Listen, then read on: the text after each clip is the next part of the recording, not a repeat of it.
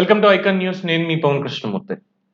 ఆంధ్రప్రదేశ్ రాష్ట్రంలో కొన్ని నియోజకవర్గాల పేర్లు చెబితే ఆ సిట్టింగ్ అభ్యర్థుల గురించి ప్రజలు చాలా అంటే చాలా చెప్పుకుంటూ ఉంటారు. అలాంటి ఒక నియోజకవర్గం ఆంధ్రప్రదేశ్లో ఉన్నది గుడివాడ నియోజకవర్గం, కృష్ణా జిల్లా. సరే, గుడివాడ అనగానే ముందుగా ఎన్టీ రామారావు గారు గుర్తొస్తారు. ఎన్టీ రామారావు గారిని గుర్తు చేసుకుంటే అనేక విషయాలు గుర్తొస్తాయి. అందరు ప్రజలు కూడా హ్యాపీగానే ఉంటారు. సరే, పక్కన పెట్టేస్తే దాని తర్వాత హరికృష్ణ గారు కూడా అదే నియోజకవర్గం నుంచి ఒకసారి పోటీ చేశారు. ఆయన ముద్ర కూడా ఉంటుంది. సో దాని తర్వాత ఆయన శిష్యుడిగా చెప్పుకుంటూ వచ్చినటువంటి కొడాలి శ్రీ వెంకటేశ్వరరావు గారు గుర్తొస్తారు. తెలుగుదేశం పార్టీ నుంచి 2009లో 9 నుంచి ఆయన గెలిచినటువంటి వ్యక్తిగా.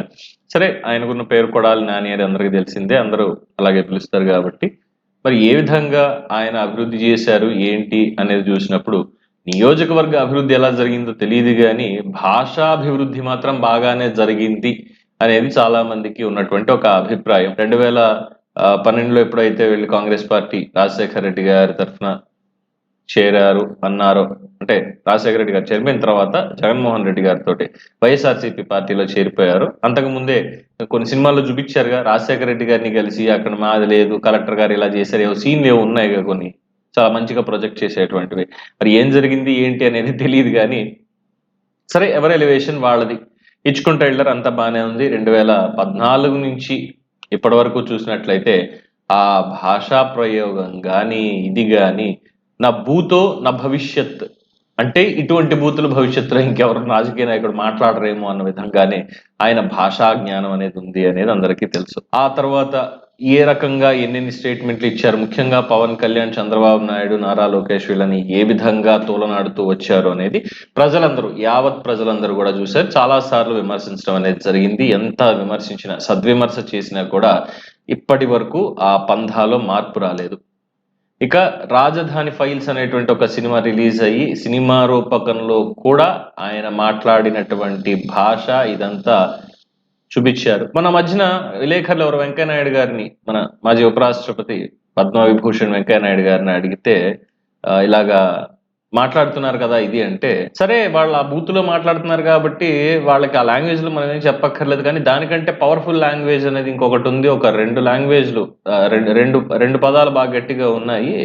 ఆ 2 పదాలు ఉపయోగిస్తే సరిపోతుంది. ఎన్నికల టైంలో ఓటు అనేది ఉంది కదా, వెళ్ళి ఆ ఓటు ఆ బటన్ మీద నొక్కితే సరిపోతుంది, ఆటోమేటిక్ గా మూసుకుని కూర్చుంటారు అన్నటువంటి వ్యాఖ్య ఆయన నర్మగర్భంగా చేశారంటే భాష దిగజారిపోతోంది అనేటువంటి ఒక ఉద్దేశంతో. ఇక దాని మీద కూడా ఆయన వెంకయ్య నాయుడు గారిని కూడా చూడకుండా ఆయన ఎక్స్పీరియన్స్ ఏంటి, ఆయన రాజకీయ పరిస్థితి ఏంటి, ఆయన స్టేచర్ ఏంటి అనేది తెలుసుకోకుండా ఆయన ముందు మనం ఎంత అనేది కూడా ఆలోచించకుండా నోటికి వచ్చినట్టుగా మాట్లాడేశారు. సరే, ఈ మొత్తం భాష అంతా అందరికీ తెలిసిందే.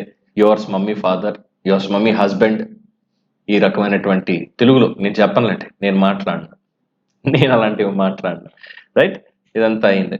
సో ఇప్పుడు జగన్మోహన్ రెడ్డి గారు గుడివాడ నియోజకవర్గానికి ఆయనకి ఇన్ఛార్జిగా ఇచ్చేసి ఆయన టికెట్ అక్కడ కన్ఫర్మ్ చేసి అక్కడే నువ్వు పోటీ చేయని చెప్పారు అనేది ముందు నుంచి వస్తున్నటువంటి అంశం. కానీ సర్వే వివరాలన్నీ కూడా తీసిన తర్వాత లేటెస్ట్ గా వచ్చినటువంటి ప్రశాంత్ కిషోర్ సర్వే కావచ్చు, ఇతరత్ర ఉన్న సర్వేలు, జగన్మోహన్ రెడ్డి గారు చేయించుకున్న సర్వేలు కావచ్చు, సెంట్రల్ గవర్నమెంట్ చేసినటువంటి ఇంటెలిజెన్స్ సర్వే కావచ్చు, వైఎస్ఆర్సిపి కార్యకర్తలే, జగన్మోహన్ రెడ్డి గారి కార్యకర్తలే గుడివాడలో కొడాలి నాని గారిని వైఎస్ఆర్సిపి అభ్యర్థిగా ఒప్పుకోవడం లేదు అనేది వచ్చింది రిజల్ట్. చాలా షాకింగ్ గా వచ్చింది. సో జగన్మోహన్ రెడ్డి గారు కూడా డైలమాలో పడ్డారు. మరి ఎలాగా, ఏంటి ఇప్పుడు పరిస్థితి, కేడర్ కూడా ఈయన ఒప్పుకోవట్లేదు, నేను ఏం చేయాలి ఏంటని, ఏంటి పరిస్థితి అంటే, అబ్బే అదేం లేదండి, మనమే గెలుస్తున్నాం ఖచ్చితంగా, అందులో ఎటువంటి డౌట్ లేదు, వీళ్ళందరూ చేసేదంతా తప్పుడు ప్రచారం అన్నట్టుగా చెప్పారు అనేది కూడా చాలా మంది మాట్లాడుతుంటారు.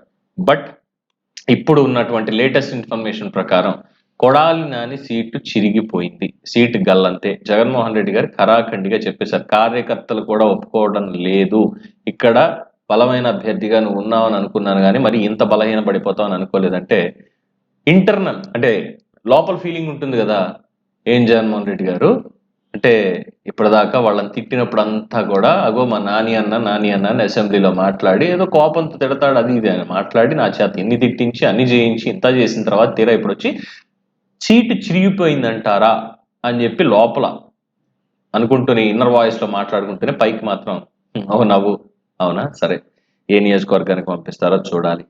ఇవన్నీ కూడా మాట్లాడుకుంటున్నారేమో అన్నటువంటి సెటైర్లు కూడా గుడివాడ నియోజకవర్గంలో పడుతున్నాయి. అయితే నియోజకవర్గంలో వైఎస్ఆర్సీపీకి మరి క్యాండిడేట్ ఎవరు అని చూసినప్పుడు కొత్త అభ్యర్థుల పేర్లని పరిశీలిస్తున్నారు. రేస్లో సామాజిక వర్గ సమీకరణాలు కూడా తీసుకుంటున్నారు. గుడివాడలో కాపు సామాజిక వర్గం కూడా అధికంగా ఉన్నారు కాబట్టి కాపు సామాజిక వర్గ నేతను తీసుకుంటే బాగుంటుంది అనేటువంటి ఒక పాయింట్ తీసుకున్నప్పుడు కాపు సామాజిక వర్గం నుంచి మండలి